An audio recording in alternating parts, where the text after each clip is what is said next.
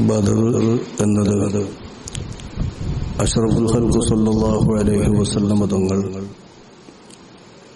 ഒരു പോരാട്ടത്തിനായി തിരഞ്ഞെടുത്ത പ്രദേശമല്ല.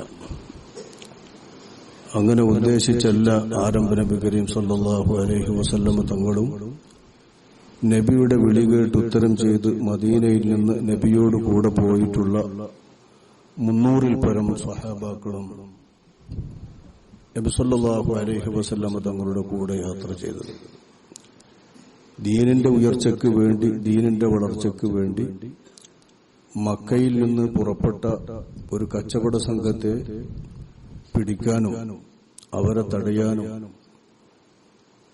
അവരുടെ സ്വത്തുക്കൾ സാധാരണഗതിയിൽ അല്ലാഹു തആല ഹലാലാക്കിയ രീതിയിൽ ഇസ്ലാമിന്റെ മാർഗത്തിലേക്ക് വേണ്ടി അല്ലാഹു തആലാന്റെ സ്വത്തുക്കൾ പിടിച്ചെടുക്കാനും ഒക്കെ ഉദ്ദേശിച്ച് അഷ്റഫുൽ ഖൽഖ് സല്ലല്ലാഹു അലൈഹി വസല്ലം തങ്ങളുടെ കൂടെ 300-ൽ ചില്ലാനും ആളുകൾ പോയി. കച്ചവടത്തിന് പോയ സംഘത്തെ കച്ചവടത്തിന് പോകുമ്പോൾ പിടിക്കാനും കച്ചവടം കഴിഞ്ഞ് തിരിച്ചു വരുമ്പോൾ അവരെ പിടിക്കാനും അല്ലാഹുവിന്റെ റസൂലും സഹാബാക്കളും ഉദ്ദേശിച്ചു. നടന്നില്ല. ഈ നടക്കാത്ത കാര്യം അല്ലാഹുവിന്റെ റസൂലിന്റെ ഈ സ്വഹാബത്തിനെ ഉദ്ദേശിച്ച സ്ഥലത്ത് നിന്നും വഴിമാറി മറ്റൊരു വഴിയിലൂടെ സഞ്ചരിച്ചുകൊണ്ട് അവർ ലക്ഷ്യമാക്കിയ സംഘം മക്കയിൽ പോയി. അവരുടെ പേരിൽ അല്ലാഹുവിന്റെ റസൂലിനെയും സ്വഹാബത്തിനെയും നബിയുടെ കൂടെ പോയവരെയും കാലാകാലങ്ങളിൽ ഭർഷിക്കുന്നതിനും ആക്ഷേപിക്കുന്നതിനും ഇകഴ്ത്തുന്നതിനും അവർക്കെതിരെ വിജയഭേരി മുഴക്കുന്നതിനും വേണ്ടി മക്കയിൽ നിന്ന് പുറപ്പെട്ട അബൂജഹലിന്റെ നേതൃത്വത്തിലുള്ള 1000-ഓളം വരുന്ന ഒരു വലിയ സൈന്യം ബദർ ലക്ഷ്യമാക്കി വന്നതാണ്. ബദറിൽ അവർ വന്നതെന്തിനാണ്? അല്ലാഹുവിന്റെ റസൂല് ലക്ഷ്യമാക്കി പോയ ഈ കച്ചവട സംഘം, തങ്ങളുടെ കച്ചവട സംഘം, ഒരുപാട് കാലം മക്കയിലുള്ള ആളുകളുടെ ജീവിതം ഈ കച്ചവട സ്വത്തുക്കളുടെ മേലാണ്. മക്കയിലുള്ള എല്ലാ ആളുകളുടെയും സമ്പത്ത് ആ കച്ചവട സംഘത്തിന്റെ കൂട്ടത്തിലുണ്ട്. അവരെല്ലാവരും അതിൽ ഷെയറുകാരാണ്. ആ കച്ചവട സംഘത്തിന്റെ സമ്പത്ത് മുഴുവൻ പിടിക്കാൻ വേണ്ടി വന്ന നബിയിൽ നിന്നും സ്വഹാബാക്കളിൽ നിന്നും രക്ഷപ്പെട്ട് കിട്ടിയെന്ന സന്തോഷവും ആഹ്ലാദവും ആനന്ദവും രേഖപ്പെടുത്തിയിട്ട് അവർക്കെതിരെ ചെണ്ട കൊട്ടി, അവരുടെ കുഴലൂത്തുകൾ നടത്തി, തുള്ളിച്ചാടി, മൃഗങ്ങളെ കശാപ്പ് ചെയ്ത് സ്വന്തമായി ശാപ്പാടാക്കി അവനവനവന് തിന്നിട്ട് ലോകത്തിന്റെ മുമ്പിൽ ഒരു വലിയ ചരിത്രമാക്കി മുഹമ്മദും അനുയായികളും തോറ്റുപോയ സംഭവത്തെ ലോകത്തിന്റെ മുമ്പിൽ എന്നെന്നും അറിയപ്പെടുന്ന ഒരു ചരിത്ര സംഭവമാക്കി മാറ്റുന്നതിന് വേണ്ടിയാണ് അബൂജഹലിന്റെ നേതൃത്വത്തിലുള്ള 1000-ഓളം വരുന്ന സംഘങ്ങൾ ബദറിലെത്തുന്നത്. അല്ലാഹുവിന്റെ നിർദ്ദേശപ്രകാരം 300-ൽ പരം ആളുകളോട് ആ സംഘത്തോട് ഏറ്റുമുട്ടാനും ആ സംഘവുമായി സമരം ചെയ്യുന്നതിനും അല്ലാഹുവിന്റെ നിർദ്ദേശപ്രകാരം അല്ലാഹുവിന്റെ റസൂൽ കൽപ്പിക്കുന്നു. സ്വഹാബാക്കൾ സർവാത്മന അത് അംഗീകരിക്കുകയും സ്വീകരിക്കുകയും അങ്ങനെ സമരത്തിന് പോവുകയും ചെയ്യുന്നു. ആ സമരത്തിന്റെ ജയം ലോകത്ത് ഇന്നും കൊട്ടിഘോഷിക്കപ്പെടുകയും ഇസ്ലാമിന്റെ വിജയഭേരിയായി, ഇസ്ലാമിനെതിരിലും അല്ലാഹുവിന്റെ റസൂലിന്റെയും സ്വഹാബത്തിന്റെയും എതിരിൽ വിജയഭേരി മുഴക്കുന്നതിനു വേണ്ടി ചണ്ടകളും മദ്ദളങ്ങളും കുഴലൂത്തുകളുമായി 2-3 ദിവസം അവിടെ തിന്നുകൂത്താടിക്കൊണ്ട് വലിയ തുള്ളിച്ചാട്ടത്തിനു വേണ്ടി ഒരുങ്ങിയിരുന്ന ആ ആളുകൾക്കെതിരെ 14 നൂറ്റാണ്ടുകൾ പരമായി ലോകത്ത് മുസ്ലിമീങ്ങളുള്ള എല്ലാ സമൂഹങ്ങളിലും ബദറിന്റെ ജയഭേരി മുഴക്കിക്കൊണ്ടിരിക്കുകയാണ് മുസ്ലിം ഉമ്മത്ത്. അതിന്റെ ഭാഗമാണ് നമ്മളിവിടെ ചാലിയത്ത് ഈ തഹ്സീസ് പള്ളിയിൽ ഒത്തുകൂടിയത്. ചാലിയത്തെ എല്ലാ പള്ളികളിലും ഇതുകൂടെ ഒത്തുകൂടിയിട്ടുണ്ടാവും. അതുപോലെ ലോകത്തിന്റെ എല്ലാ ഭാഗങ്ങളിൽ മുസ്ലിമീങ്ങളുണ്ടോ അവിടെയൊക്കെ ഒരു രൂപത്തിലില്ലെങ്കിൽ മറ്റൊരു രൂപത്തിൽ ബദറിന്റെ ജയഭേരി മുഴക്കുകയും ബദറിനെ അനുസ്മരിച്ചുകൊണ്ടിരിക്കുകയും ബദറിന്റെ ചരിത്രം പറഞ്ഞുകൊണ്ടിരിക്കുകയും ചെയ്യുന്നു. എന്തിന്? ഇസ്ലാമിനെയും അല്ലാഹുവിന്റെ റസൂലിനെയും സ്വഹാബാക്കളെയും കളിയാക്കി, പരിഹസിച്ച്, അപഹസിച്ച് അവർക്കെതിരെ ജയഭേരി മുഴക്കുവാൻ വേണ്ടി വന്നിട്ടുള്ള ആ ആളുകൾക്കെതിരെ ജയഭേരി മുഴക്കിക്കൊണ്ട് അല്ലാഹുവിന്റെ ദീനിന്റെ വെന്നിക്കൊടി ഉയർത്തുക എന്നതാണ് ഇതിന്റെ ഒക്കെ ലക്ഷ്യം. ഒരുപാട് മൃഗങ്ങളെ കൊണ്ടുവന്നിട്ട് അല്ലാഹുവിന്റെ റസൂലിന്റെ സ്വഹാബാക്കൾക്ക് ബദറിലേക്ക് പോകാൻ പോലും വാഹനങ്ങളുണ്ടായിരുന്നില്ല. ഊഴം വെച്ച് ഒരു വാഹനത്തിന്മേൽ കുറേയധികം പേർ ഇരുന്നുകൊണ്ട് അതായത് ഊഴമായി ഓരോരുത്തരും സാധാരണ പോകാവുന്ന അത്രയും ആളുകൾ വാഹനത്തിൽ ഇരുന്നു കൊണ്ടാണ് റസൂലുള്ളാഹിന്റെ സ്വഹാബാക്കൾ 100-300 ചില്ലാനും പേർ പോകുന്നത്. മറ്റവരങ്ങനെയല്ല. ദിവസേന 10 ഒട്ടകങ്ങളെ കശാപ്പ് ചെയ്ത് തിന്നേരുന്നു. ഇതെല്ലാം കൂടിയിട്ട് ഒന്നായിട്ട് കൂട്ടത്തീറ്റ നടത്തിയിട്ട് ജയഭേരി മുടക്കി പോകാമെന്നായിരുന്നു അവരുടെ ലക്ഷ്യം. അതിനെതിരെ ബദർ എന്ന് പറയുന്ന ആ പ്രദേശത്ത് ഇന്നും പരിശോധിക്കപ്പെടുന്നില്ല. അതിന് പറ്റുന്ന സാഹചര്യങ്ങളില്ലെങ്കിലും മഹാനായ ഇബ്നു ഹജർ ഹൈതമി റളിയല്ലാഹു തആല അൻഹു തങ്ങളെപ്പോലുള്ള നമ്മുടെ അവലംബങ്ങളായ ഇമാമുകൾ വിവരിക്കുന്നുണ്ട്. ഇമാം ഇബ്നു ഹജർ ഹൈതമി റളിയല്ലാഹു അൻഹുവിനെ നമുക്കറിയാമല്ലോ. തുഹ്ഫ എന്ന കിതാബാണ് ശാഫിഈ മദ്ഹബിൽ നമ്മൾ ഫത്വക്ക് വേണ്ടി ഉപയോഗിക്കുന്ന ഏറ്റവും പ്രസിദ്ധമായ കിതാബ്. നമ്മളെ നുസ്രത്തിലും ബുൽബുലും ഒക്കെ നിങ്ങൾ എപ്പോഴും ചോദ്യത്തിന്റെ മറുപടിയിൽ തുഹ്ഫ എന്ന് കേൾക്കുമല്ലോ. ആ തുഹ്ഫയുടെ രചയിതാവാണ് ബഹുമാനപ്പെട്ട ഇബ്നു ഹജർ ഹൈതമി റളിയല്ലാഹു അൻഹു തങ്ങൾ. എല്ലാ വിഷയങ്ങളിലും, ഇസ്ലാമിക വിജ്ഞാന ശാഖകളിലെ എല്ലാ വിഷയങ്ങളിലും ഗ്രന്ഥങ്ങൾ എഴുതിയിട്ടുള്ള ആ മഹാൻ മിഷ്കാത്ത് എന്ന പ്രസിദ്ധമായ തഫ്സീറും മിഷ്കാത്തും എന്ന് പറയാറുള്ള ആ മിഷ്കാത്ത് എന്ന പ്രസിദ്ധമായ ഹദീസിന്റെ കിതാബിന് മഹാൻ എഴുതിയിട്ടുള്ളതായ തന്റെ ശറഹിൽ ഫത്ഹുൽ ഇലാഹിൽ മഹാനവറുകൾ വിവരിച്ചിട്ടുള്ള സംഭവങ്ങൾ ധാരാളം പറയുന്ന കൂട്ടത്തിൽ കാണാം. ബദറിൽ നടക്കുന്ന ഒരതിശയകരമായ മദ്ദളം മുട്ടിന്റെയും ചണ്ടകൊട്ടിന്റെയും വിജയഭേരിയുടെയും ശബ്ദം അന്നത്തെ ആളുകൾക്കിടയിലും അതൊരു ചർച്ചാ വിഷയമായിരുന്നു. അന്നും അതിനെ നിഷേധിക്കുന്നവരും അംഗീകരിക്കുന്നവരും ഉണ്ടായിരുന്നു.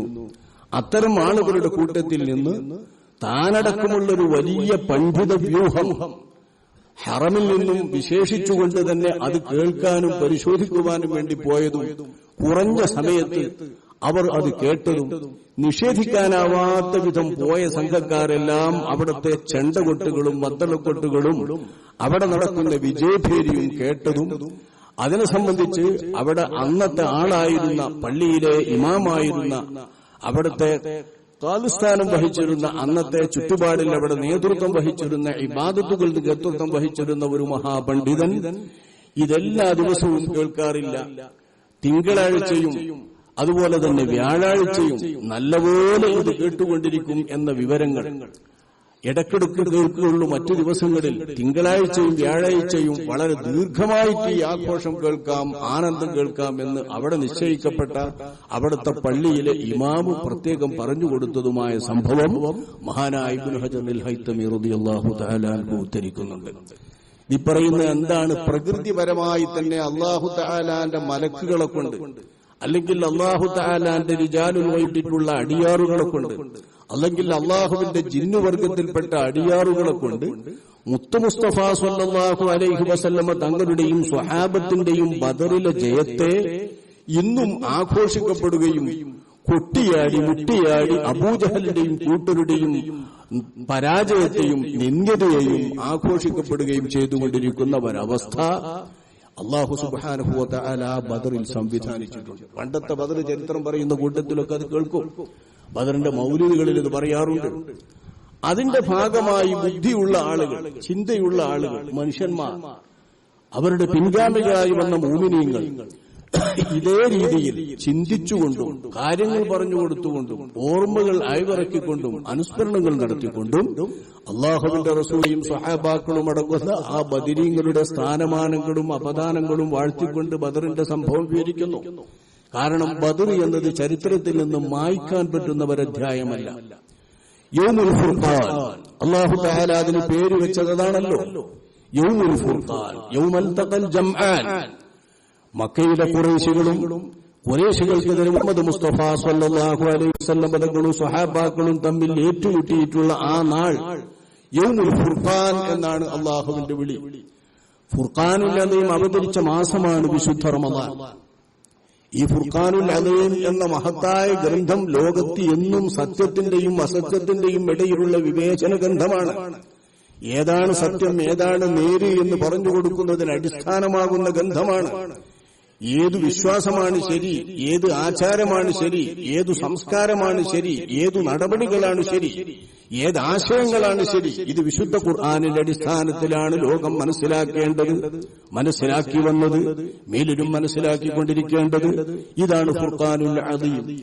ആ ഫുർഖാനുൽ അദീം അവതരിപ്പിച്ച വിശുദ്ധ മാസത്തിൽ ഫുർഖാനിന്റെ നാൾ എന്ന് പറഞ്ഞുകൊണ്ട് അല്ലാഹു തആല വിശുദ്ധ റമളാനിന്റെ നോമ്പ് നിർബന്ധമാക്കിയ അതേ വർഷത്തിൽ തന്നെ നോമ്പ് നിർബന്ധമാക്കുന്നത് എന്തിനാണ്? വിശുദ്ധ ഖുർആൻ അവതരിച്ച മാസം എന്ന നിലക്കുള്ള വിശുദ്ധ ഖുർആൻ എന്നത് അള്ളാഹു നമുക്ക് അവതരിച്ച ആ മഹത്തായ അനുഗ്രഹത്തിനുള്ള മഹത്തായ നന്ദി പ്രകടനമാണ്. മഹത്തായ അള്ളാഹുവിന്റെ അനുഗ്രഹത്തിനുള്ള അതിമഹത്തായ നന്ദി പ്രകടനം അള്ളാഹു തആല ആവശ്യപ്പെട്ടിരിക്കുന്ന ഈ ഫുർഖാനുൽ അദീമിനെ ഇറക്കിയ മാസം, ആ നിർദ്ദേശം അള്ളാഹു തആല വെച്ചിട്ടുള്ള നോമ്പനുഷ്ഠിക്കാൻ അള്ളാഹു തആല നിർബന്ധമാക്കിയിട്ടുള്ള അതേ വർഷത്തിൽ അതേ മാസത്തിൽ തന്നെ അല്ലാഹു തആലാന്റെ രണ്ടു കൂട്ടം അടിയാറുകൾ ഹാദാനി ഖസ്മാനി ഇഖ്തസമൂ ഫീ റബ്ബിഹിം, ആദ്യമായി വിചാരണയുടെ നാളിൽ അല്ലാഹു തആല വിചാരണക്കെടുക്കുന്ന രണ്ടു പാർട്ടി ബദറിൽ പോരാടിയിട്ടുള്ള ആദ്യത്തെ പോരാട്ട പാർട്ടിയാണ്. ആ രണ്ടു പാർട്ടികൾ ഉൾക്കൊള്ളുന്ന ആ പോരാട്ടത്തെ, ഒരു മഹത്തായ പോരാട്ടത്തെ യൗമുൽ ഫുർഖാൻ, സത്യത്തിന്റെയും അസത്യത്തിന്റെയും ആളുകളെ തമ്മിൽ വേർതിരിച്ചിട്ടുള്ള നാൾ, സത്യത്തിന്റെ കക്ഷി ഏതാണ്, അസത്യത്തിന്റെ കക്ഷി ഏതാണ് എന്ന് വേർതിരിച്ചുകൊണ്ട് അല്ലാഹു തആല രണ്ടു സംഘമാക്കി അല്ലാഹുവിന്റെ അടിയങ്ങളെ പിടിച്ചിട്ടുള്ള നാൾ എന്ന് അല്ലാഹു തആല പേര് വെച്ചിരിക്കുന്ന ഈ നാളിനെ വിശുദ്ധ ഖുർആൻ എന്ന ഫുർഖാനുൽ അദീം ഇറക്കിയിട്ടുള്ള മാസത്തിന്റെ ചരിത്ര സംഭവം പോലെ തന്നെ എല്ലാ റമളാനുകളിലും ഓർക്കപ്പെടുന്ന ഒരു ചരിത്ര വസ്തുതയാക്കി മുസ്ലിമീങ്ങൾ ആഘോഷിക്കുന്നു, ആചരിക്കുന്നു, കൊണ്ടാടുന്നു. ഇതിന്റെ ഭാഗമാണിത്. അന്ന് അറുത്തുകൊടുത്ത് കശാപ്പ് ചെയ്ത് സ്വന്തം തിന്ന് കള്ളു കുടിച്ച് കൂത്താടിക്കൊണ്ടാണ് അല്ലാഹുവിന്റെ റസൂലിനെയും സ്വഹാബാക്കളെയും ശകാരിക്കാനും കുറ്റം പറയാനും വേണ്ടി അബൂജഹലും കൂട്ടരും നിലക്കെട്ടതെങ്കിൽ നിർധനർക്കും സാധുക്കൾക്കും പാവപ്പെട്ടവർക്കും വിശ്വാസികളായിട്ടുള്ള ആളുകൾക്കും അല്ലാത്ത പട്ടിണി പാവങ്ങൾക്കും എല്ലാം തിന്നാൻ ഇറച്ചി ദാനം ചെയ്തുകൊണ്ടാണ് നമ്മളിപ്പോ ബദരീങ്ങളെ ഓർക്കുന്നത്. അതൊരു മോശം ചിന്തിക്കാനില്ല. ഇറച്ചും ചോറും കൊടുക്കുന്നത് തന്നെയാ ഏറ്റവും വലിയ ദാനം. തിന്നാൻ കൊടുക്കുന്നതിന്റെ അപ്പുറം വലിയൊരു ദാനം വേറല്ല. നമ്മൾ തമ്മിലുള്ള സ്നേഹബന്ധം പുതുക്കാൻ വേണ്ടിയിട്ട് മനുഷ്യന്മാരുണ്ടാക്കുന്ന നല്ല കർമ്മങ്ങളിൽ ഏറ്റവും നല്ല ഉപചാരം എന്താണ്? തിന്നാൻ കൊടുക്കുന്നേ. രണ്ടാളുകൾ തമ്മിൽ പിണങ്ങിയെന്ന് കൂട്ടിക്കോളി. നമ്മൾ വർഷങ്ങളോളം നീണ്ട പിണക്കായിപ്പോയി. അതൊന്നും നമ്മൾ മുസ്ലിമീങ്ങൾ പാടില്ല, പക്ഷെ അങ്ങനെ പിണങ്ങിപ്പോയി. ആ പിണക്കം തീർത്തു, രണ്ടു കൂട്ടർ ഇറക്കിയിട്ട്. അങ്ങനെ പിണക്കം തീർത്താൽ നമ്മൾ എന്താ പിന്നെ സാധാരണ ചെയ്യുക? ആ പിണക്കം തീർന്നതിന്റെ പേരിൽ നിന്നാ ഒന്ന് ചെലവില്ലാന്നറിയും, ഒന്ന് ചായ ഉണ്ടാക്കുക, അല്ലെങ്കിൽ ചോറുണ്ടാക്കുക, തക്കരിക്കാന്നറിയും. അങ്ങനെ ഏതു പാർട്ടി എന്തിനു വേണ്ടി ഒരുമിച്ചു കൂടിയാലും ആ ഒരുമിച്ചു കൂടുന്ന പാർട്ടിക്ക് സ്നേഹബന്ധം പുതുക്കുന്നതിന് വേണ്ടി ഉണ്ടാക്കുന്ന ഏറ്റവും വലിയ ഒരു ശ്രദ്ധയാണെങ്കിൽ ആ ശ്രദ്ധയിലെ വിഭവം തിന്നുന്ന വിഭവം തന്നെയാണ്, വേറൊന്നുമല്ല. മനുഷ്യന്മാർ തമ്മിലുള്ള സ്നേഹം നിലനിർത്തുന്ന ഏറ്റവും വലിയ ഇടപാട് ഈ തിന്നാൻ കൊടുക്കുന്നത് തന്നെയാണ്. അഷ്റഫുൽ ഖൽഖ് സ്വല്ലല്ലാഹു അലൈഹി വസല്ലം തങ്ങൾ പറയുന്നത്. അത് ദാരിദ്ര്യത്തിന്റെ കാലത്താവട്ടെ, ധനാവസ്ഥയിലാവട്ടെ, സുഖമുള്ള അവസ്ഥയായിട്ട് തിന്നണ്ടേ, അപ്പോഴും വേണ്ട തിന്നാൻ കിട്ടാതെ നോക്കേണ്ട അവസ്ഥ. തീറ്റാന്നറിയുന്നത് ദാരിദ്ര്യാവസ്ഥയിൽ വേണ്ടതല്ല, സുഖാവസ്ഥയിലും നല്ലോണം തിന്നു. നല്ല സുഖാണെന്ന് വെച്ചാൽ നല്ലോണം തിന്നു, നല്ല വിഭവങ്ങൾ ഉണ്ടാവും. ദാരിദ്ര്യാവസ്ഥയിലാണെങ്കിൽ ദാരിദ്ര്യമനുസരിച്ചേക്കാരും വിഭവങ്ങൾ അത് നല്ലോണം തിന്നു. അന്നത്തെ കാലത്ത്, പണ്ടത്തെ കാലത്ത് ദരിദ്രന്മാരായ ആളുകൾക്ക് ഒരു നേരത്തെ ആഹാരം എന്ന നിലക്കാണ് ഈ നേർച്ചകളും മറ്റുമൊക്കെ വന്നതെങ്കിൽ ഇന്ന് മുസ്ലിമീങ്ങളായ വിശ്വാസികൾ, സമുദായം, നാട്ടുകാർ ഒന്നിച്ചു ചേർന്നുകൊണ്ട് ഏറ്റവും നല്ല സ്നേഹോഷ്മളമായ ബന്ധം ഊട്ടിയുറപ്പിക്കുന്നതിനുള്ള ഒരു മാർഗമെന്ന നിലയിൽ, ഒരു ഉപാധി എന്ന നിലയിലാണ് ഇന്നത്തെ അന്നദാനങ്ങളും ഭക്ഷണ വിതരണങ്ങളും. നമ്മളെ വീട്ടിലൊക്കെ തിന്നാലായിട്ടല്ല, തുറക്കാനായിട്ടല്ല. ഈ നീർച്ചച്ചോറ് നമ്മൾ കിട്ടിയാൽ അത് വേറെ നിലക്ക് കൊണ്ടുപോകും. നമ്മളെന്ത് മനസ്സിലാക്കുന്നു? ഇത് ബദരീങ്ങളെ ചോറാണ്, ബദരീങ്ങൾ തരുന്ന ചോറ്.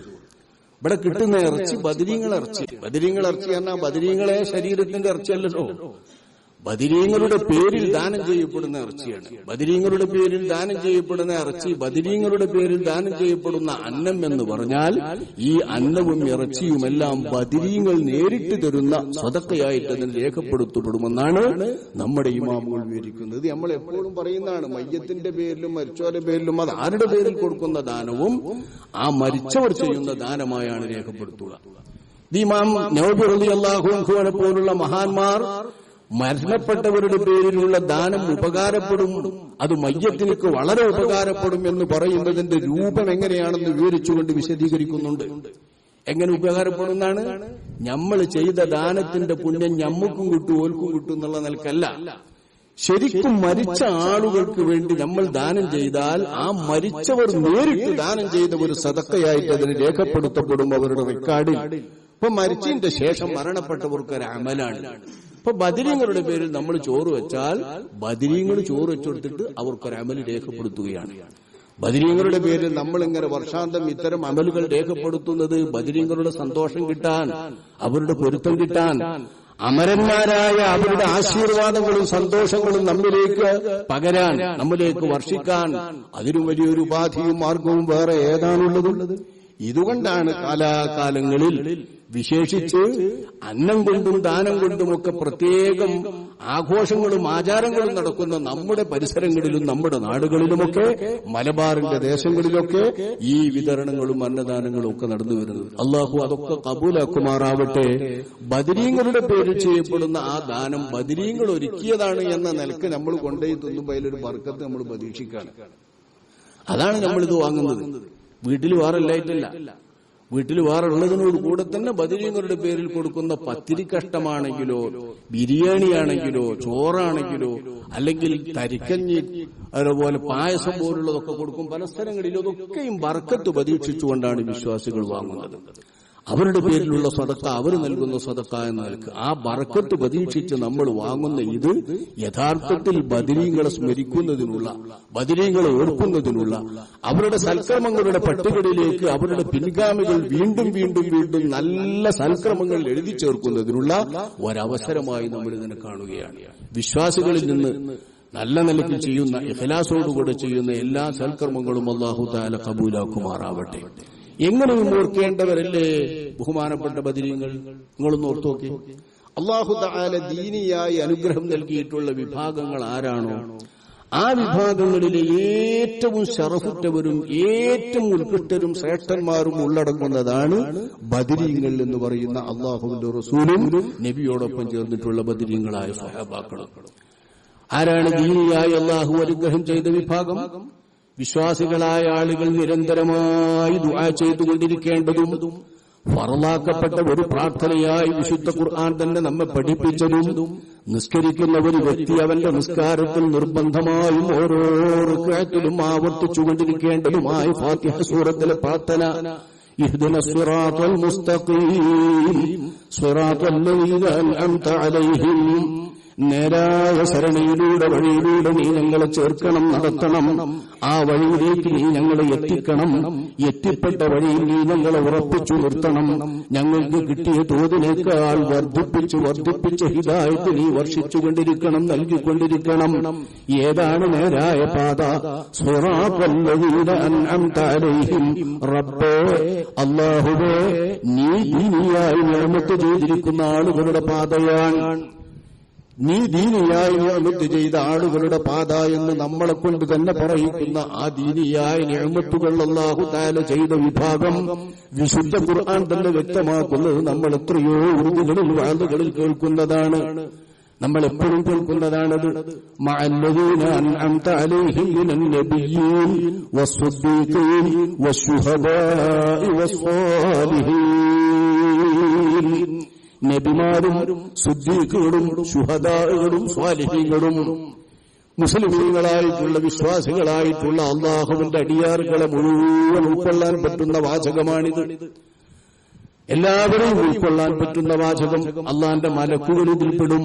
അല്ലാഹു തആലാന്റെ അടിയങ്ങളായ ജിന്നുകളെ ഇതിൽ വിശേഷിപ്പിക്കാം.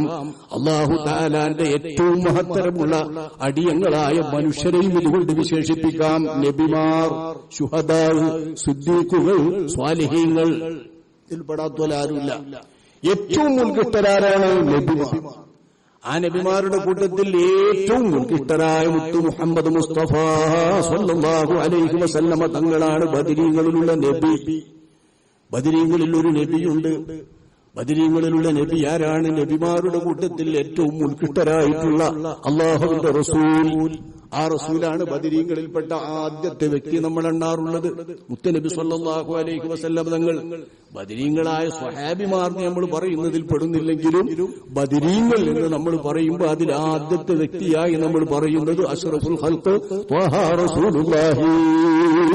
തങ്ങളെപ്പോലെ ബദറിൽ പങ്കുള്ള, തങ്ങളെപ്പോലെ ബദറിൽ സ്വാധീനമുള്ള, തങ്ങളെപ്പോലെ ബദറിന്റെ ചരിത്രത്തിൽ പ്രാധാന്യമുള്ള ഒരു താരം വേറെയില്ലല്ലോ. അല്ലാഹുവിന്റെ റസൂൽ ഒന്നാമത്തെ ബദരി. ഈ ഒന്നാമത്തെ ബദരി ഏറ്റവും പ്രാധാന്യമുള്ളവരാണ്, ഏറ്റവും സ്ഥാനമുള്ളവരാണ്.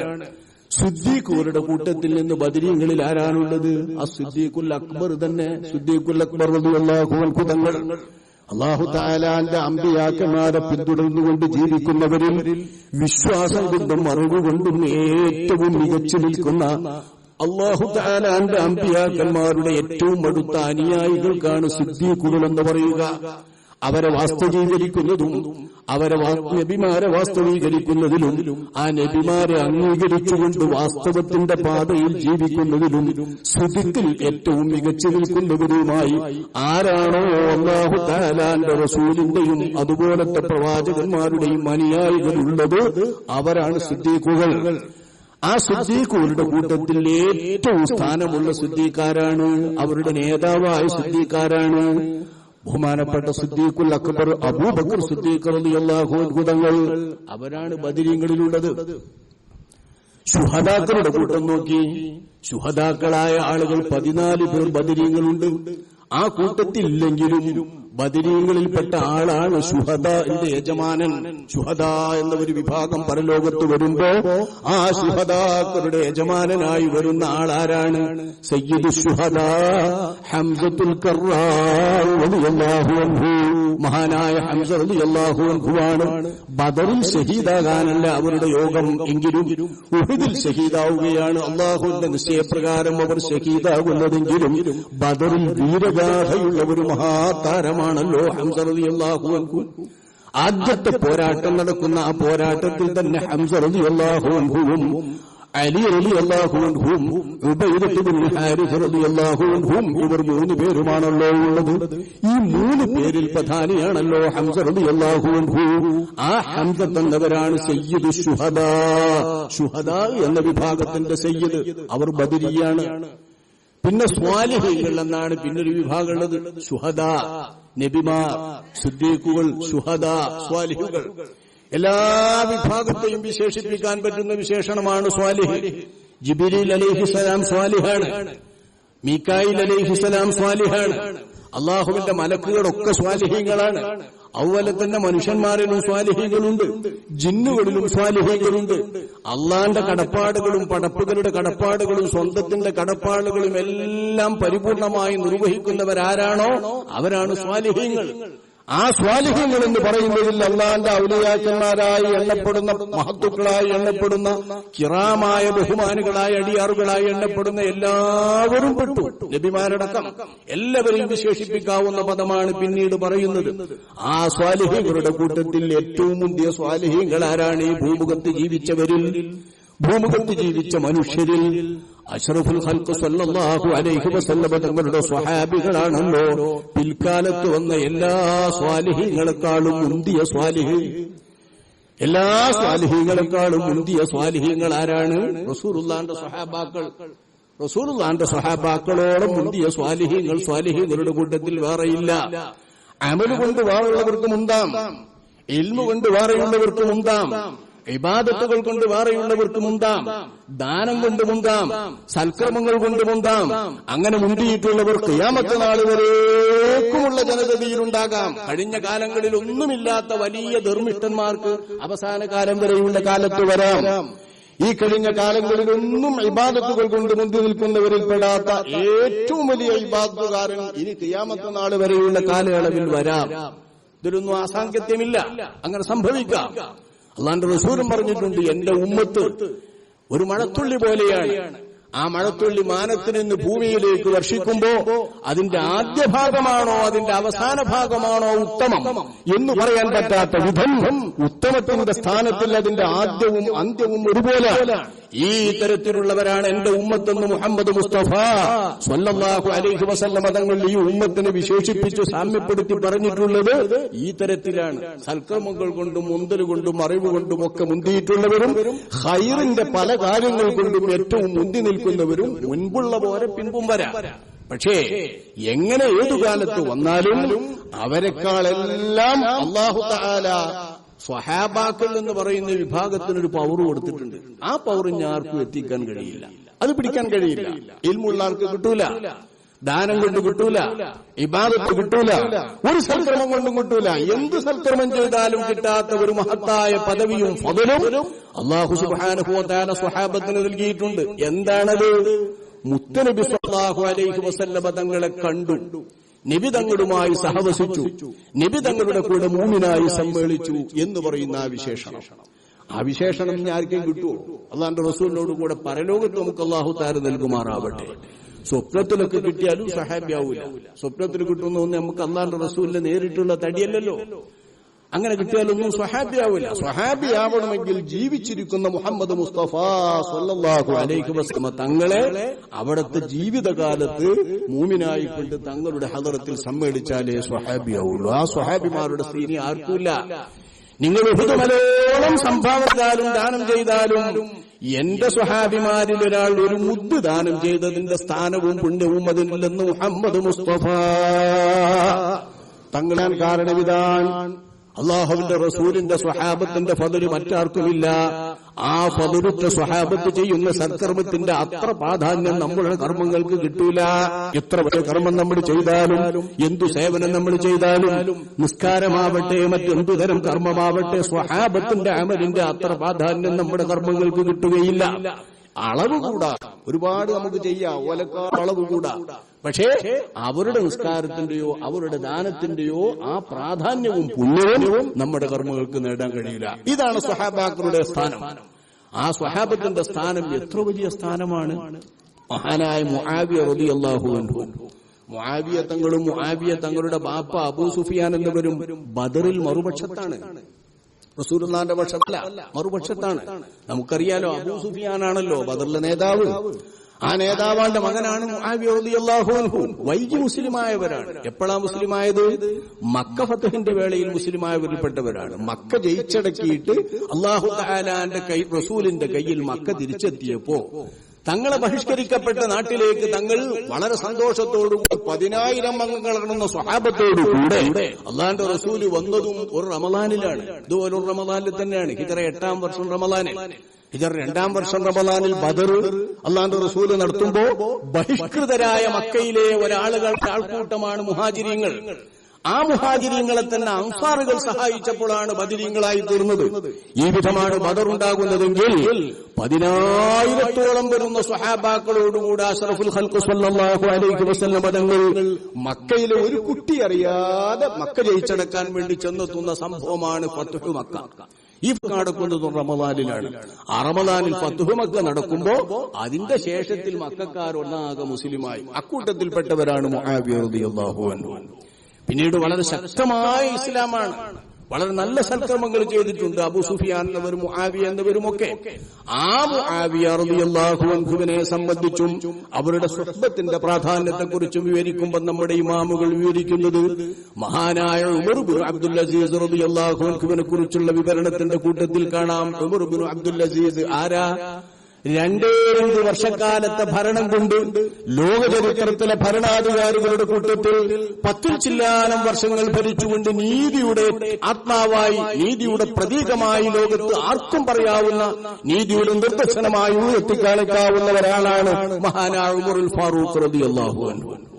ഈ രാജ്യം സ്വാതന്ത്ര്യം നേടിയപ്പോ രാഷ്ട്രത്തിന്റെ പിതാവ് ഗാന്ധിജി പറഞ്ഞിട്ടുള്ള ഒരു വാചകം എപ്പോഴും ഉദ്ധരിക്കപ്പെടുമല്ലോ. ഞാൻ ഈ സ്വതന്ത്ര ഇന്ത്യയിൽ ആഗ്രഹിക്കുന്നത് ഉമറിന്റെ ഭരണമാണ് എന്ന്. ഉമറിന്റെ ഭരണം പോലത്തെ ഒരു നീതി, ആ നീതി ഇഷ്ടമുള്ള ഭരണമാണ് എന്ന് ചരിത്രത്തിൽ ആര് പഠിച്ചാലും പറയുന്ന ഭരണമാണ് ഉമറുൽ ഫാറൂഖിന്റെ ഭരണം. അത് 10 ചില്ലാനം വർഷക്കാലമായിരുന്നു. ആ നീണ്ട ഭരണത്തിന്റെ അത്രയും പ്രാധാന്യം 2 വർഷത്തെ ഭരണം കൊണ്ട് ആര് നേടിയെടുത്തു? മഹാനായ ഉമർ ഇബ്നു അബ്ദുൽ അസീസ് റളിയല്ലാഹു അൻഹു നേടിയെടുത്തു. രണ്ടാമത്തെ ഉമറിന്റെ പേര് കുട്ടി തന്നെയാണ്. ഉമറുൽ ഫാറൂഖ് എന്നവരുടെ പേരക്കുട്ടി തന്നെയാണ് ഉമർ ഇബ്നു അബ്ദുൽ അസീസ് തങ്ങൾ. ഈ ഉമർ ഇബ്നു അബ്ദുൽ അസീസ് വലിയ മഹാനാണ്, വലിയ മഹാൻ എന്ന് വെച്ചാൽ ഉമവി ഭരണകൂടത്തിന്റെ ആ ഭരണത്തിന്റെ ലൈനിൽ നിന്നുകൊണ്ട് അവരിലൂടെ ഭരണം ഏറ്റെടുത്തിട്ടുള്ള ആ ഭരണത്തെ ശരിയായ ഇസ്ലാമിന്റെ നിദർശനമാക്കി ഖുലഫാ റാഷിദുകളുടെ പട്ടികയിലേക്ക് എത്തിച്ചേർന്നിട്ടുള്ള ഒരു മഹാനാണ് ഉമർ ഇബ്നു അബ്ദുൽ അസീസ് റളിയല്ലാഹു അൻഹു. ഖലീഫയായ ശേഷം ഒരൊറ്റ വസ്ത്രം മാത്രം എടുത്തുകൊണ്ട് ജീവിതാന്ത്യം വരെ ജീവിച്ചിട്ടുള്ള ഒരു മഹാനാകുമ്പോൾ ആ മഹാന്റെ ജീവിത ലാളിത്യം നമുക്ക് വായിക്കാലോ. രോഗത്തിൽ കിടക്കുന്ന സമയത്ത്, മറന്നുമൗത്തിൽ കിടക്കുന്ന സമയത്ത്, മരണത്തിന്റെ രോഗത്തിൽ കിടക്കുന്ന സമയത്ത് സന്ദർശിക്കാൻ വരുന്ന ആളുകൾ അഴുകിയ വസ്ത്രം കണ്ടിട്ട് പ്രയാസപ്പെട്ടപ്പോ ഫാത്തിമാനോട് പറയുന്നു, അവരുടെ സഹോദരൻ വന്നിട്ട് അവരുടെ ഭാര്യ ഫാത്തിമയോട് പറയുന്നു, അബ്ദുൽ മലിക്കിന്റെ മകൾ, ആ അബ്ദുൽ മലിക്കിന്റെ മകളോട് പറഞ്ഞിട്ട് സഹോദരൻ പറയുന്നു, സ്വന്തം സഹോദരൻ വന്നിട്ട് പറയുന്നു, നിങ്ങൾക്ക് ഈ വസ്ത്രമൊന്ന് കഴുകിക്കൂടെ, വേറൊരു വസ്ത്രം മാറ്റിക്കൂടെ? ആവട്ടെ എന്ന് പറയും ഭാര്യ. ആയിക്കോട്ടെ ചെയ്യാ. പക്ഷെ അവസാനം നോക്കുമ്പോ ചെയ്യാൻ കഴിയാത്ത എന്താണ്? ഈ ഒരു വസ്ത്രമല്ലാതെ മറ്റൊരു വസ്ത്രം ഉമർ ഇബ്നു അബ്ദുൽ അസീസ് റളിയല്ലാഹു അൻഹുവിനില്ല. ഇത് ശരീരത്തിൽ നിന്ന് മാറ്റിയിട്ട് വേറൊരു വസ്ത്രം ഉടുത്തു കൊടുക്കാനില്ല. ആ ഭരണാധികാരിയാണ് ഉമർ ഇബ്നു അബ്ദുൽ അസീസ് റളിയല്ലാഹു അൻഹു. റോമൻ പേർഷ്യൻ തകർന്നു, റോമിന്റെ സാമ്രാജ്യം തകർന്നു, പേർഷ്യയുടെ സാമ്രാജ്യം തകർന്നു. ആ രാജ്യങ്ങളൊക്കെയും ഇസ്ലാമിന്റെ അധീനത്തിൽ വന്നിട്ടുണ്ട് ഖുലഫാ റാഷിദുകളായ 4 ഖലീഫമാരുടെ കാലത്തു തന്നെ. ശേഷം അതിന്റെ വിസ്തൃതികൾ വർദ്ധിച്ച് വരുമാനങ്ങൾ കൂടി ഒരു മഹാഭരണകൂടമായി ഇസ്ലാമിക സാമ്രാജ്യം വളർന്നിട്ടുള്ളതിന്റെ ലോകത്തൊട്ടാകുള്ള ഇസ്ലാമിക സാമ്രാജ്യത്തിന്റെ അധിപനാണ് ആര്? മഹാനായ ഉമർ ഇബ്നു അബ്ദുൽ അസീസ്. നമ്മുടെ ഇന്ത്യയിൽ പോലും വന്ന് ഇസ്ലാം എത്തിയിട്ടുണ്ട്. ഇന്ത്യയിലേക്ക് വന്ന ഒന്നാമത്തെ ഇസ്ലാമിന്റെ പടയോട്ടത്തിന്റെ സംഘക്കാർ വന്നിട്ടുള്ളത് വലീദ് ഇബ്നു അബ്ദുൽ മലിക്കിന്റെ ഭരണകാലത്താണ്. അതിന്റെയും ശേഷമാണ് ഉമർ ഇബ്നു അബ്ദുൽ അസീസ് റളിയല്ലാഹു അൻഹുവിന്റെ ഭരണം. എവിടെയാ ഇസ്ലാം എത്തേണ്ടത്? എല്ലായിടത്തും എത്തിയിട്ടുണ്ട്. ആ ഇസ്ലാമിന്റെ അധിപനായ ഉമർ ഇബ്നു അബ്ദുൽ അസീസ് റളിയല്ലാഹു അൻഹു മഹാനവർകൾ ജീവിതത്തിൽ ആദ്യം മുതൽ അവസാനം വരെ പരിശുദ്ധനാണ്. ഭരണം വരുന്നതിന് മുൻപും പരിശുദ്ധനാണ്, ഭരണം കിട്ടിയപ്പോഴും പരിശുദ്ധനാണ്, വഫാത്താകുന്നതും അങ്ങനെയാണ്. അവർ വഫാത്താകുന്ന നാളിലാണ് ആലിപ്പഴം പോലെ ഒരു കല്ല് വർഷിക്കുന്നത്. നല്ല ഒരു കല്ല് വർഷിക്കുകയാണ്. ആ കല്ല് വർഷിക്കുന്ന കല്ലിലെല്ലാം ഉള്ളത് ബറാഅത്തുൽ ഉമർ ഇബ്നു അബ്ദുൽ അസീസ് മിനന്നാർ. ഉമർ ഇബ്നു അബ്ദുൽ അസീസിന് ഇതാ മോചനം, നരകത്തിൽ നിന്ന് മോചനം എന്ന് ഉല്ലേഖനം ചെയ്യപ്പെട്ടിട്ടുള്ള കല്ലുകൾ വർഷിച്ചു എന്നാണ് അവരെ മറമാടുന്ന സ്ഥലത്ത്. ആ വിധത്തിൽ ആകാശത്തിൽ നിന്ന് മോചനപത്രം ആളുകൾക്കാണ് വർഷിച്ചിട്ടുള്ള മഹാനായ ഉമർ ഇബ്നു അബ്ദുൽ അസീസ്. അദ്ദേഹത്തിന്റെ സൽക്രമങ്ങളുടെ പട്ടിക വിവരിക്കുമ്പോൾ സ്വഹാബാക്കളുടെ സ്ഥാനം വിവരിക്കുമ്പോൾ ഇമാമുകൾ വിവരിക്കുന്നത് ഈ ഉമർ ഇബ്നു അബ്ദുൽ അസീസിന്റെ ജീവിതാരംഭം മുതൽ അവസാനം വരെ ചെയ്ത സേവനങ്ങൾ കൂട്ടിയാൽ മഹാനായ മുആവിയ റളിയല്ലാഹു അൻഹു തങ്ങൾ അല്ലാഹുവിന്റെ റസൂലിനെ കണ്ട ഒരു ദിവസത്തിന്റെ പ്രാധാന്യം ഇല്ല. എത്ര ദിവസങ്ങൾ മുആവിയ റളിയല്ലാഹു അൻഹു അല്ലാഹുവിന്റെ റസൂലിനെ കണ്ടിട്ടുണ്ട്? നബി തങ്ങളോടൊപ്പം ജീവിച്ചിരിക്കുന്നതിനിടയിൽ അതിൽ ഒരു ദിവസം അല്ലാഹുവിന്റെ റസൂലിനെ മുആവിയ റളിയല്ലാഹു അൻഹു കണ്ടിട്ടുള്ള ആ നാളിന്റെ പ്രാധാന്യം അത് മതിയല്ലോ റസൂലുള്ളാഹിന്റെ സ്വഹാബിയാവാൻ. ഒറ്റ ദിവസം, ഒരു സെക്കൻഡ് അല്ലാഹുവിന്റെ റസൂലിനെ കണ്ടാൽ മതി, കാണും വേണ്ട, സമ്മേളിച്ചാൽ മതി. അന്ധന്മാരായ സ്വഹാബിമാരുണ്ടല്ലോ. അപ്പൊ അല്ലാഹുവിന്റെ റസൂലിന്റെ സ്വഹാബിമാരാകാൻ റസൂലുള്ളാഹിന്റെ മുഖത്തെ കണ്ടുകൊണ്ട് കാണാൻ ലഭിച്ചിട്ടുള്ള ഭാഗ്യം ലഭിച്ചിട്ടുള്ളവരാ മുആവിയ റളിയല്ലാഹു അൻഹു. ഇസ്ലാമിനോട് എതിർത്തുകൊണ്ട് ദീർഘകാലം സമരം ചെയ്തു. ബദറിലും ഉഹദിലും ഖന്തക്കിലും എല്ലാം മറുപക്ഷത്താണ്. ശേഷമാണ് വരുന്നത് ആ സ്വഹാബി വദ്യം റസൂലുള്ളാഹിനെ ഒരിക്കൽ കണ്ടിട്ടുള്ള ഒരു നാളില്ലേ, ആ നാളിന്റെ പ്രാധാന്യം ഉമർ ഇബ്നു അബ്ദുൽ അസീസിന്റെ ജീവിതാരംഭം മുതൽ അവസാനം വരെ ചെയ്ത സൽക്രമങ്ങൾക്കില്ല എന്ന് പറയുമ്പോൾ ഒരു സ്വഹാബിയുടെ പ്രാധാന്യം എത്രയാണ്? ആ സ്വഹാബിമാരാണ് സ്വാലിഹീങ്ങളായ ബദരീങ്ങൾ. ഇനി ആരാ ബദരീങ്ങളുടെ കൂട്ടത്തിൽ വേണ്ടത്? ഈ ബദരീങ്ങളുടെ വിശ്വാസദാർഢ്യവും അവരുടെ സേവനവും നമ്മൾ അളക്കണമെങ്കിൽ അവരുടെ കാലം ഒന്ന് നമ്മൾ വിലയിരുത്തി നോക്കണം. ആ കാലത്തെ പോരാട്ടം വിലയിരുത്തി നോക്കാം.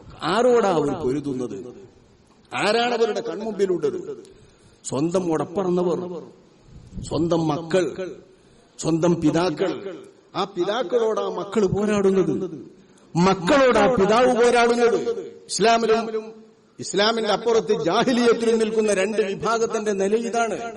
എത്രയോ പ്രയാസപ്പെട്ടുകൊണ്ട് ഇസ്ലാമിൽ നിൽക്കണമെങ്കിൽ വളരെ പ്രയാസപ്പെടണമെന്ന് ബദരീങ്ങളിൽ എണ്ണപ്പെടുന്ന സ്വഹാബിമാര് അശറത്ത് മുബശ്ശരീങ്ങളെ തന്നെ പരിശോധിച്ചാൽ കാണാം. അവർ വളരെ ത്യാഗം അനുഭവിച്ചവരാണ്.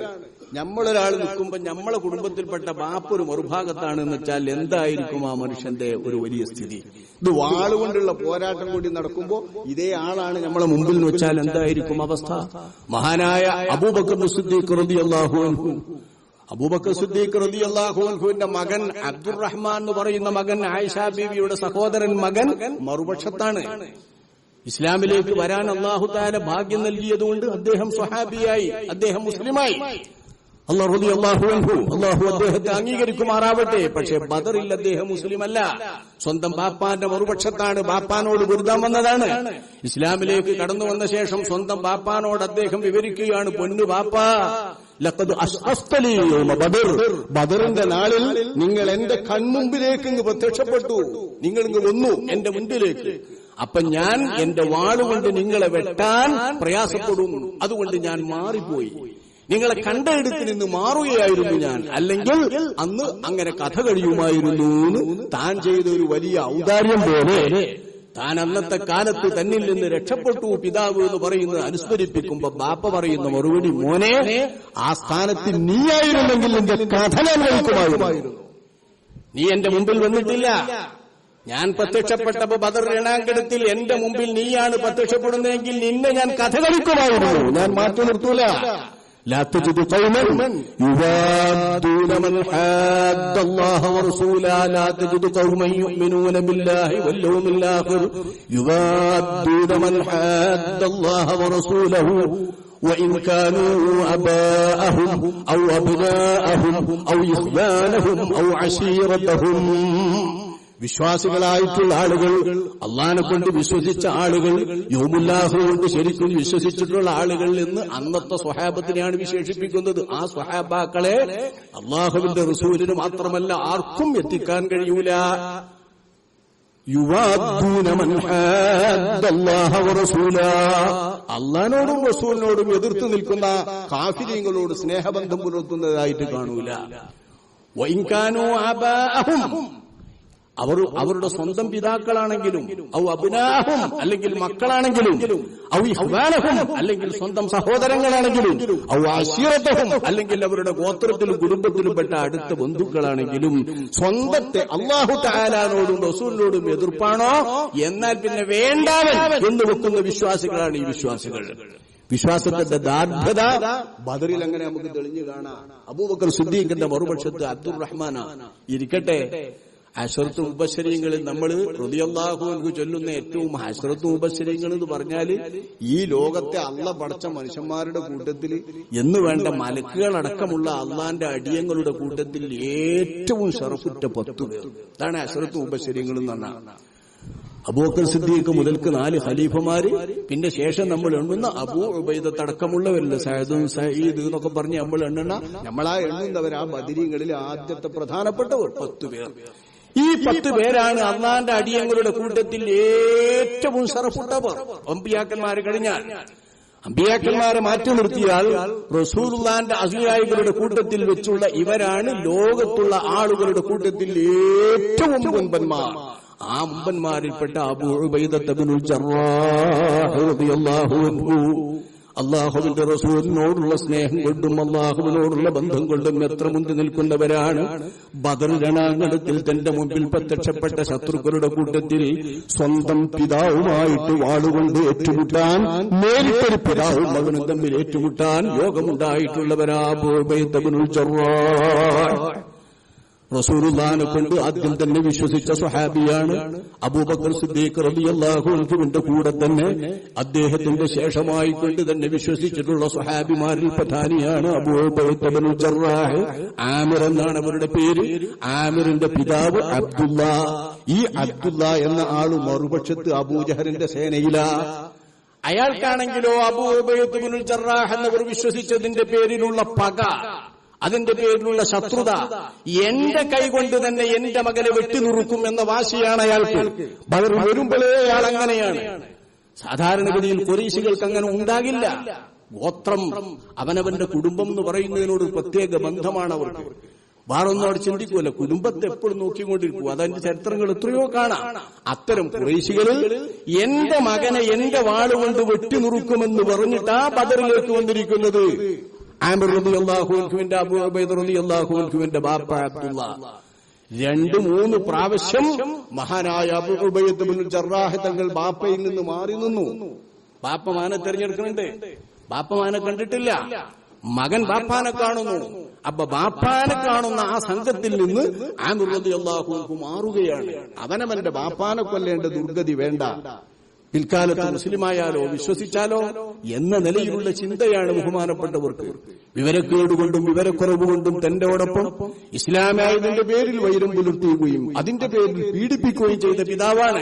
പക്ഷെ ആ പിതാവാണെങ്കിലും പിതാവെന്ന നിലക്കുള്ള ബഹുമാനവും സ്ഥാനവും കൽപ്പിച്ചുകൊണ്ടു തന്നെ ആ പിതാവിന് പിൽക്കാലത്ത് വിശ്വാസം വന്നാലോ എന്നോർത്തുകൊണ്ട് തന്റെ കൈക്ക് കൊല്ലപ്പെടരുത് എന്ന് മഹാനായ അബൂ ഉബൈദ റളിയല്ലാഹു അൻഹു എനിക്ക് നിർബന്ധമുണ്ട്. 2 പ്രാവശ്യം മാറി നിന്നു. 3ാമത്തെ പ്രാവശ്യത്തിൽ ഈ ബാപ്പ മകനെ കണ്ടെത്തുന്നു. ബാപ്പ നേരിട്ട് വരിക മകന്റെ അടുത്തേക്ക്. വാളോടുന്നത് സ്വന്തം മകനെ വെട്ടാനാണ്. മാറി നിൽക്കാൻ, ആ കാഫറിന്റെ വാളിന് ഇരയായിക്കൊണ്ട് മരിക്കാൻ ബഹുമാനപ്പെട്ട അബൂ ഉബൈദ റളിയല്ലാഹു അൻഹു കൂട്ടാക്കുന്നില്ല. അത് പാടില്ലല്ലോ.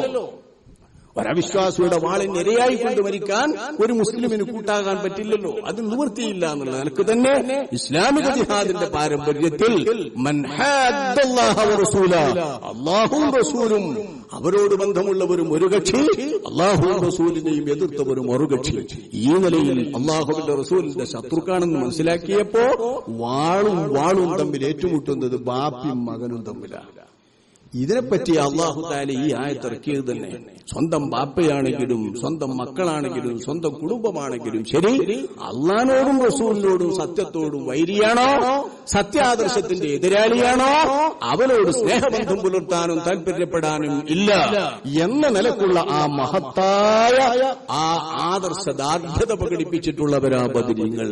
അബൂ ഉബൈദ ഇബ്നുൽ ജറാഹ് എന്നവർ തന്റെ സ്വന്തം കൈകൊണ്ട് തന്നെ സ്വന്തം ബാപ്പാനെ കൊല്ലേണ്ടി വന്നു. ഇതൊരവസ്ഥയല്ലേ? സ്വന്തം ഉമ്മയാണ് കെട്ടിയിടുന്നത് മകനെ. ബദരീങ്ങളിൽപ്പെട്ട ത്വൽഹ റളിയല്ലാഹു അൻഹു സ്വന്തം മകനെ കെട്ടിയിടുന്നത് ഉമ്മയാണ്. ബഹുമാനപ്പെട്ട സ്വഹാബികളിൽ പലരും ഇത് പറയുന്നുണ്ട്. അവരെ കണ്ടവർ, കാഴ്ചക്കാർ, ഗുണ്ടകളെ കൂട്ടിയിട്ട്, അങ്ങാടിപ്പിള്ളേരെ കൂട്ടിയിട്ട്, തമ്മാടികളെ കൂട്ടിയിട്ട് കൂക്കി വിളിച്ച് നടക്കുന്നു. ആരാ നടക്കുന്നത്? സ്വന്തം മകനെ ഉമ്മ കെട്ടിയിട്ട് കൈ കഴുത്തിലേക്ക് കെട്ടിയിരിക്കുകയാണ് ഉമ്മ. എന്നിട്ട് സ്വന്തം മകനെ തെറി പറഞ്ഞുകൊണ്ട് നടക്കുകയാണ്.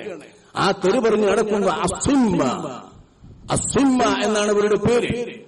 ബിന്തുൽ ഹദറമി, അസ്സിമ്മ ബിന്തുൽ ഹദറമി എന്ന പേരിൽ അറിയപ്പെടുന്ന ഈ ത്വൽഹ ഇബ്നു ഉബൈദില്ല ബദരീങ്ങളിൽപ്പെട്ടവരാ, അശ്റഫുൽ മുബശ്ശരീങ്ങളിൽപ്പെട്ടവരാണ്. മഹാനവറുകൾ വിശ്വസിച്ചതിന്റെ പേരിൽ ബന്ധനാക്കുന്നതും കെട്ടിലാക്കുന്നതും അങ്ങാടിപ്പിള്ളേരെ കൂക്കി വിളിപ്പിച്ചുകൊണ്ട് മകനെ കൊണ്ടെടുക്കാം അമ്മ. അങ്ങനെ വല്ല ഉമ്മാരും കണ്ടുകണങ്ങൾ അവനാന്റെ മക്കളെ അങ്ങാടിയിൽ ജനങ്ങൾക്ക് കൂവാൻ വിട്ടുകൊടുത്തുകൊണ്ട് ഈ മകനെ തെറി പറഞ്ഞുകൊണ്ട്. ഇതാണ് റസൂലുള്ളാഹിന്റെ ശത്രുക്കൾ മക്കക്കാരുടെ നില.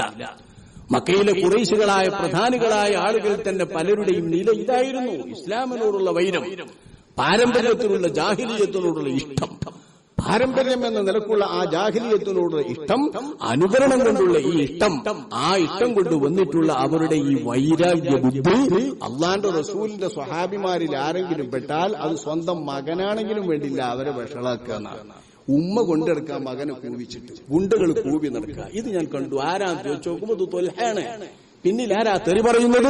അത് ത്വൽഹന്റെ ഉമ്മയാണ്. ആ ഉമ്മാന്റെയും ബാപ്പാന്റെയും ആളായിട്ട് ആ ത്വൽഹ ഇബ്നു ഉബൈദുള്ള വരുന്നത്. മഹാനായ മുസ്അബ് ഇബ്നു ഉമർ റളിയല്ലാഹു അൻഹു മദീനയിൽ ഇസ്ലാം പരത്തുന്നതിൽ ആദ്യത്തെ പ്രബോധകനാണ് മുസ്അബ് റളിയല്ലാഹു അൻഹു. ആ മുസ്അബ് റളിയല്ലാഹു അൻഹുവിന്റെ ഉമ്മ കെട്ടിയിട്ടിരുന്നു ഒരുപാട്. അബിസീനിയയിലേക്ക് ഹിജറ പോയി.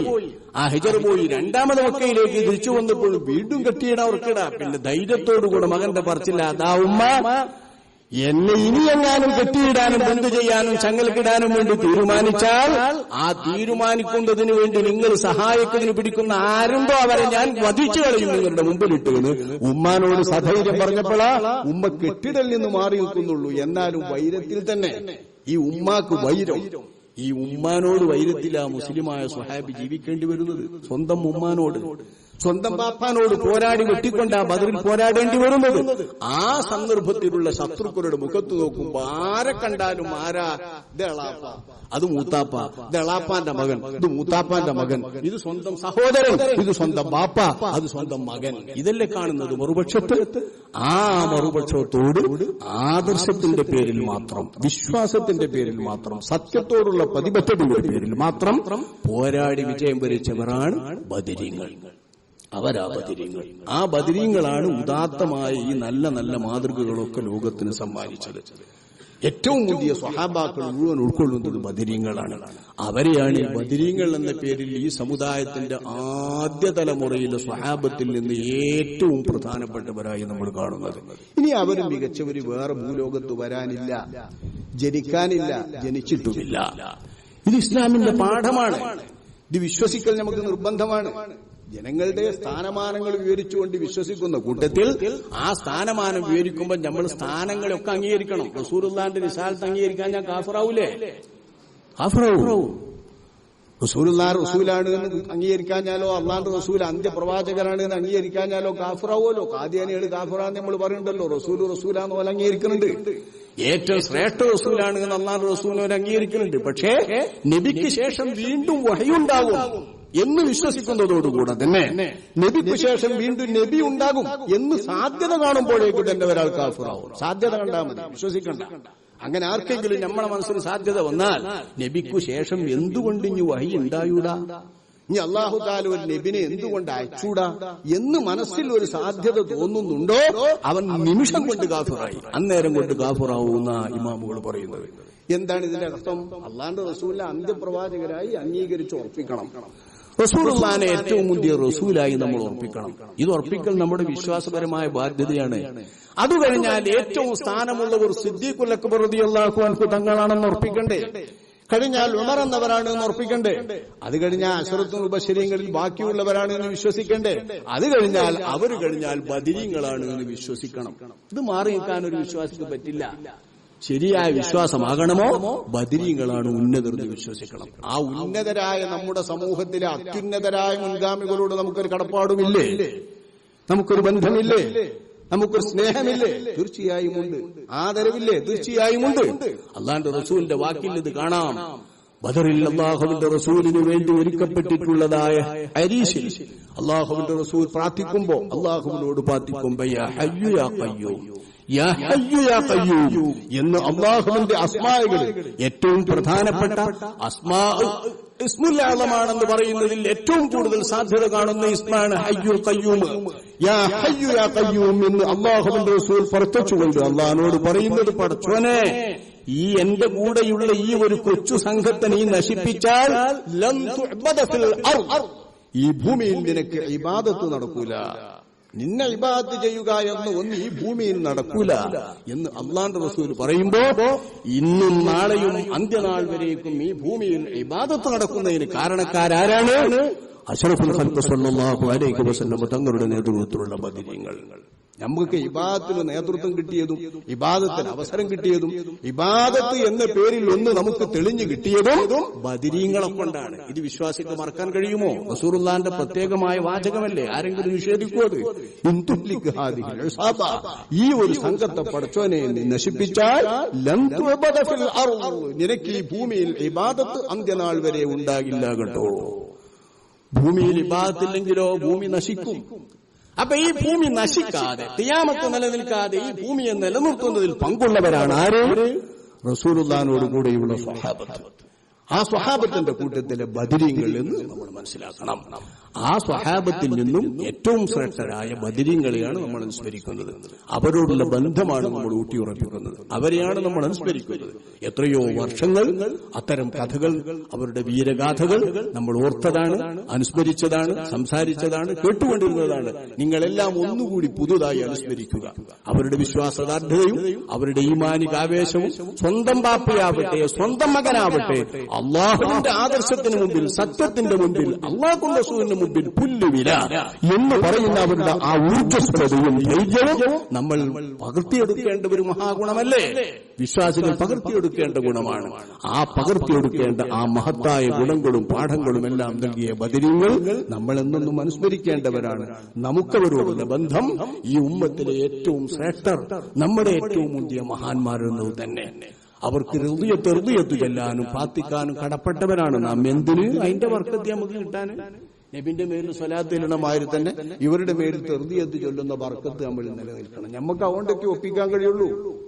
റസൂലുള്ളാഹിനെ കണ്ടില്ല, തങ്ങളോടൊപ്പം നിൽക്കാൻ കഴിഞ്ഞില്ല. അതങ്ങനെ കഴിയാനിട്ടല്ലേ എന്നറിയലല്ല, അങ്ങനെ തരാഞ്ഞിട്ടാണല്ലോ അല്ലാഹു തആല. അങ്ങനത്തെ ഒരു അവസ്ഥ അല്ലാഹു നമുക്ക് തന്നില്ല. ദാലിക ഫദ്ലുല്ലാഹ് യുതീഹി മൻ യശാ. അല്ലാഹു ഉദ്ദേശിച്ചവർക്ക് കൊടുക്കുന്നതാണ് അല്ലാഹു തആല കണക്കാക്കുന്ന എല്ലാ ഫദ്ലുകളും. അപ്പൊ ബദരീങ്ങൾക്ക് അല്ലാഹു കൊടുത്ത ആ ഫദ്ല് പിൻഗാമികൾക്ക് കിട്ടുന്നില്ലെങ്കിൽ, റസൂലുള്ളാഹിക്ക് അല്ലാഹു തആല കൊടുത്ത ഒരു ഫദ്ല് അല്ലാഹുവിന്റെ പടപ്പുകൾക്ക് ആർക്കും കിട്ടുന്നില്ലെങ്കിൽ, ആ ഫദ്ലിന്റെ ഒരംശം നമുക്ക് പറ്റാൻ എന്താണ് പങ്ക്? അതിനെന്താണ് മാർഗം? അതിനെന്താണ് ഉപായം? ഇത് അല്ലാഹു തആല പഠിപ്പിച്ചിട്ടുണ്ട്. റസൂലുള്ളാഹിന്റെ ഫദ്ലും റസൂലുള്ളാഹിന്റെ ബർക്കത്തും കിട്ടാൻ റസൂലുള്ളാഹിന്റെ പേരിൽ സ്വലാത്തുകൾ വർദ്ധിപ്പിച്ചുകൊണ്ടിരിക്കുക. ഇത് നമ്മൾ ചെയ്യുന്നുണ്ട്. അല്ലാഹു കബൂലാക്കുമാറാവട്ടെ. മുൻഗാമികളായ ബദരീങ്ങൾ പോലുള്ള സ്വഹാബാക്കളുമായി ബന്ധം കിട്ടാൻ എന്താണ് സ്ഥാനം? അവരെ പറയുമ്പോഴേക്ക് അവരുടെ മേൽ തെർദിയത്ത് ചൊല്ലുക, അവരെ പറയുമ്പോഴേക്ക് നമുക്ക് സന്തോഷം തോന്നുക, അവരോട് അനുരാഗം തോന്നുക, അവരോട് ആദരവ് തോന്നുക, അവരോട് തുടർച്ച തോന്നുക, അവരെ കൊണ്ട് പടച്ചോനെ ഞങ്ങളെ രക്ഷപ്പെടുത്തണേ എന്ന് തോന്നുക. ഈ പ്രാർത്ഥന നമ്മൾ നിർവഹിക്കുക. ഇത് തന്നെയാണ് മുസ്ലിമീങ്ങൾ പുലർത്തിപ്പോരുന്നത്, കാലാകാലങ്ങളിൽ പുലർത്തിപ്പോരുന്നത്. അതിന്റെ ഒരു ഭാഗമായി ഇപ്പോഴും ആ പാരമ്പര്യമായ ഇസ്ലാമിന്റെ പാതയിൽ അടിയുറച്ചു നിന്നുകൊണ്ടു തന്നെ നബിയും സ്വഹാബാക്കളും പഠിപ്പിച്ചു തന്ന ആ പാരമ്പര്യത്തിൽ നിലയുറപ്പിച്ചുകൊണ്ടു തന്നെ നമ്മൾ ഇതൊക്കെ പുലർത്തുന്നു. അള്ളാഹു ഇതൊക്കെ കബൂലാക്കുമാറാവട്ടെ. ഇവിടുത്തെ ഈ പരിപാടിയിലേക്ക് ചെയ്തിട്ടുള്ള സേവനങ്ങളൊക്കെ അള്ളാഹു തആല കബൂലാക്കുമാറാവട്ടെ. പലതരത്തിലുള്ള രോഗങ്ങൾ നാടിൽ വന്നുകൊണ്ടിരിക്കുന്ന സന്ദർഭം നിങ്ങൾക്ക് നമ്മുടെ ഈ ജില്ലയും ഞങ്ങളുടെ മലപ്പുറം ജില്ലയും കോഴിക്കോട് മലപ്പുറം ജില്ലകളാണ് ഇപ്പൊ ഭീഷണി. റെയിൽവേ സ്റ്റേഷനുകളിൽ ആളില്ല, മെഡിക്കൽ കോളേജ് ശൂന്യം, അതുപോലെ ഇടങ്ങളൊക്കെ ഇല്ല, ആളുകളില്ലാതെ എങ്ങനെ വിജനമാകുന്നതൊക്കെ എല്ലായിടത്തും പോയാലും പേടിയാണ്. ഇതാണ് മനുഷ്യന്റെ ദുർബലാവസ്ഥ. എങ്ങനെ പകരുന്നു, എങ്ങനെ വരുന്നു, എന്ത് ചെയ്യുന്നു, എന്തെങ്ങനെ പ്രതിരോധിക്കണമെന്ന് അറിഞ്ഞൂടാ. കൂടണ്ട, ആള് കൂടണ്ട, അതൊക്കെ നിയമത്തെറ്റാണ്. ഇങ്ങനെ കൂടുന്നതൊക്കെ, ഇങ്ങനെ കൂടുന്നതൊക്കെ ഒഴിവാക്കണമെന്നാ പറയുന്നത്.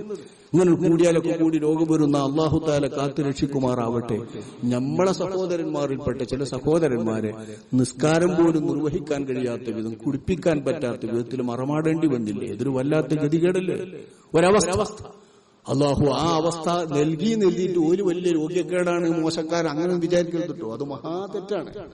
അതാ റസൂലുള്ളാഹിന്റെ സ്വഹാബാക്കളിൽ ശുഹദാക്കളില്ലേ, ഇനി കാലം വരെ അവസാനം വരെ വരുന്ന ശുഹദാക്കളില്ലേ, ഈ കൂട്ടത്തിൽ ഏറ്റവും മുന്തിയോരല്ലേ ശുഹദാ. ആ ശുഹദാവിനെ നമ്മൾ കുളിപ്പിക്കൂല, നിസ്കരിക്കൂല. കുളിപ്പിച്ചില്ല ഇവനെ നിസ്കരിക്കാൻ വയ്യല്ലോ. കുളിപ്പിക്കൂല, നിസ്കരിക്കൂല ശുഹദാവിനെ. അതുകൊണ്ട് അവർക്ക് സ്ഥാനക്കുറവുണ്ടോ? ഇല്ല. അതേപോലെ ഇത്തരം വലിയ അപകടങ്ങളിലോ അതുപോലെ തന്നെ ബിൽഡിങ്ങുകൾ കുടിച്ചിട്ട് മരിച്ചുകാണ്ട് ബിൽഡിങ്ങുകളൊക്കെ പൊട്ടിട്ട് അതിന്റെ അടിയിലൊക്കെ പെട്ടിട്ട് മയ്യത്ത് ജഡം കിട്ടാതെ വന്നാൽ, ഇത് വ്യക്തമായി തന്നെ നമ്മളെ ഫുഖഹാവ് പറയുന്ന മസലയാണ്. അങ്ങനെയൊക്കെ ആളുകൾ പെട്ടു വന്നാൽ ഓലെ രക്ഷപ്പെടുത്താനോ തടി കിട്ടാനോ ഒരു മാർഗവും ഇല്ലാതെ വന്നു, അല്ലെങ്കിൽ കടലിൽ മുങ്ങിപ്പോയി. നമുക്ക് കുളിപ്പിക്കാൻ കഴിഞ്ഞിട്ടില്ലല്ലോ. കടലിൽ വെള്ളം ഉണ്ട് എന്നിട്ട് പറഞ്ഞല്ലോ, നമ്മൾ കുളിപ്പിച്ചിട്ടില്ലല്ലോ, നിസ്കരിക്കാൻ വയ്യ. കടലിലാണ് മൂപ്പർ പോയത്, മൂപ്പർ വെള്ളത്തിലാ മരിച്ച, അതുകൊണ്ട് നിസ്കരിക്കല്ലേ എന്ന് പറയാൻ വയ്യ. ശുദ്ധില്ല, നമ്മൾ കുളിപ്പിക്കണോ? നമ്മൾ കുളിപ്പിക്കാത്തതുകൊണ്ട് നിസ്കരിക്കാൻ പറ്റില്ല. കടലിൽ മുങ്ങിപ്പോയ ആള് മോശമാണോ? അല്ല. ഒരിക്കലും ഷഹീദിന്റെ കൂലിയുണ്ട്. ഉദരരോഗം വന്ന ആൾക്ക് ഷഹീദിന്റെ കൂലിയുണ്ട്. ബിൽഡിങ്ങുകൾ മറിഞ്ഞിട്ട് വീണിട്ട് അതിൽ പെട്ടുകൊണ്ട് മരിച്ച ആൾക്ക് ഷഹീദിന്റെ കൂലിയുണ്ട്. ഇതൊക്കെ ഇസ്ലാമിൽ ഷഹീദിന്റെ കൂലിയുള്ള പുണ്യവാന്മാരാണ്.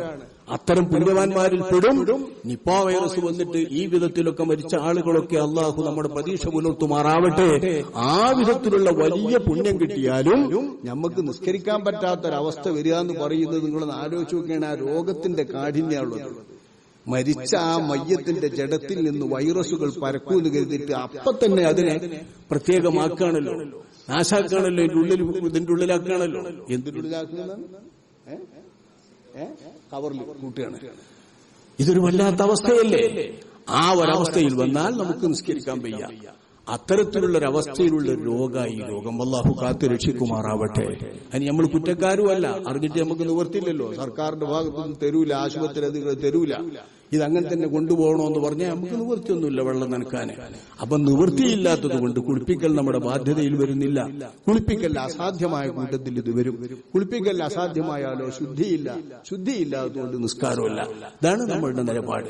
ഈ പ്രകാരത്തിലൊക്കെ മരിക്കേണ്ട അവസ്ഥയിലേക്ക് വരിക എന്ന് പറഞ്ഞാൽ ആ രോഗത്തിന്റെ കാഠിന്യതയാണ് നമ്മൾ മനസ്സിലാക്കുന്നത്. മരിച്ച വ്യക്തിയെ നമ്മൾ അതിന്റെ പേരിൽ കുറവാക്കാൻ പറ്റില്ല.